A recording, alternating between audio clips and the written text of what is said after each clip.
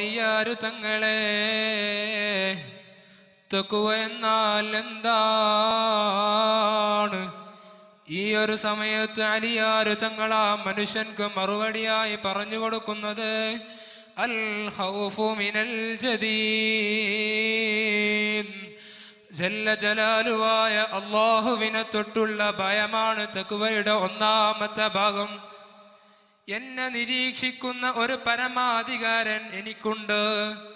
എൻ്റെ രഹസ്യവും പരസ്യവും അറിയുന്ന ഒരു റബ്ബ് എനിക്കുണ്ട്. അവൻ അറിയാതെ ഒരു കാര്യവും എനിക്ക് ഈ ലോകത്ത് ചെയ്തുകൂടാ. കാരണം അവൻ തീർച്ചയായും ഇന്ന റബ്ബക ലബിൽ മിർസാദ്, അല്ലാഹുവിൻ്റെ നിരീക്ഷണ വലയത്തിൽ നിന്ന് പുറത്തു പോകാൻ ഒരാൾക്കും സാധ്യമല്ല.